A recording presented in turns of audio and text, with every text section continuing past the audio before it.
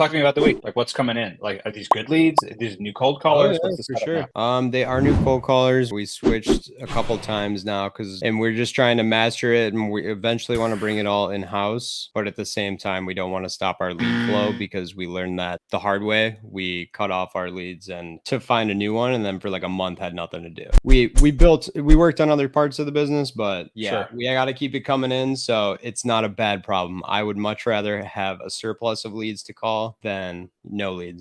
That is the right mentality for sure. Yeah. Yeah. Now I'm just chasing around with some contracts. The things that I'm trying to kind of figure out is so we have kind of a little bit of a team dynamic where we have a lead manager, and then I'm the sales person. Sure. But then I go back sometimes to lead managing stuff, which is just follow up. And so I think for me, it's like, I get the sales process when you're hitting somebody with like, appointment's been set, like, hey, let me set the rules on this and that. But sometimes how do you, go from Jay, who we've been talking to about the property, there's no motivation, they're not really interested in selling. And so you kind of have them on a follow up sequence there of just following up with them every now and then to transitioning over into an actual kind of sales type thing. When I don't know if that makes sense.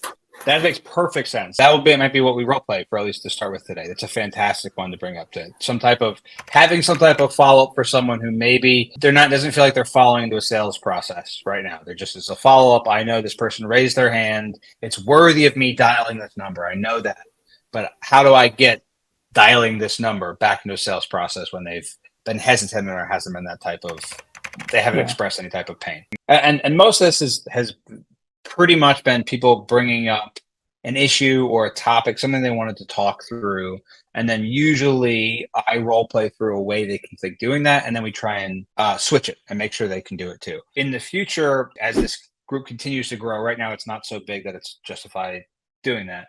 But as we eventually have more and more people on here, we might explore like adding on a breakout room, which I'm sure some of you are familiar with Zoom, if like having other people role play together, because I want to make sure that if it's the middle of the day and your time is money, you could be calling sellers right now. You could be doing things that are generating income and you're taking time out of your day to be on this call. So I want to make sure you actually get something out of this time. And the best way to do that is to be interactive. So I will say, even if you are not being called upon to role play, and I know it can be sort of nerve-wracking role play. Some people go, I just want to watch this one, or I don't feel like role playing, whatever it is. If you're not taking notes, at least think actively, how can this apply to the conversations I'm having right now? All of you listening, think about how to get the most out of time. How can this apply to what I'm doing? If I'm following up with someone, if I'm trying to re-engage with someone, if I'm talking to someone that I know this conversation could benefit me, but it's been a while and they're not showing interest, what should I be doing? Keep your eye out for that about how this relates to you. So my call would be pretty simple. It would be, hey, Martin. Hey. After you answered the phone. Who's this? Hey, it's Ian Ross. Yeah, so I'm sorry. It's the afternoon on a Friday. I probably caught you at a bad time. Oh, I got a few minutes. What's this about? Okay, great. Yeah. Well, the reason for my call today, Martin, you and I spoke back in May. We talked about potentially selling your property, but I know right now you're not looking to downsize. There were some hesitations. There were a bunch of things that I have still here in my notes that made it that it didn't make sense for you at the time, but we've got some pretty significant things changing, and I thought it was worth giving you a call to talk about that, to see if what we have going on is relevant to your current situation. Does that ring a bell? Yeah, I need to downsize, but I just I need to find another place, and I just don't know if I even want to sell, right? And that's what I had in my notes here. I know you're interested in downside because it sounds like the place is a little bit too big for you, but I realized I didn't ask enough questions. You don't have another place lined up, and I realized I didn't know from my notes, Martin. This is my fault for not asking you this. What were you looking for to move into to get out of this one? I didn't even have it in my notes. Yeah, I mean, I think just something that's maybe a 1 or 2 bedroom, something that I don't have to do a lot of maintenance on or anything like that. That's just ready to go. It's not too far from the city. Okay. So you say not far to the city. Have you looked at all? Are you thinking about like buying, about renting? What would actually the next step really look like for you? Oftentimes my goal is to try and pull something out of them that's new, a new point of information that I don't have from my notes that they haven't said before, that now I can latch onto that by re-engaging this old lead as a thing. And if I can latch onto that and make it work in a timeline for the numbers that work for you, like, well, how would you want to prioritize this now, Martin? It's like, I think I would actually want to prioritize this. Would it make sense for me to be out there this weekend to actually talk you through this to see if this makes sense? Or are you still just feeling like the extra $2,500 you're paying just in gas and electric is? I immediately wanted to go solve her problem and say, well, we can help you go find a house. And I like how you kind of dug in more before suggesting that. Because this will happen all the time, especially, and your point, Brian, as you, not even if you're speaking slowly, you're going to know the answer long before they do. I'm coaching someone that's right now who talks about this is one of his hardest things, is that he just wants speed up.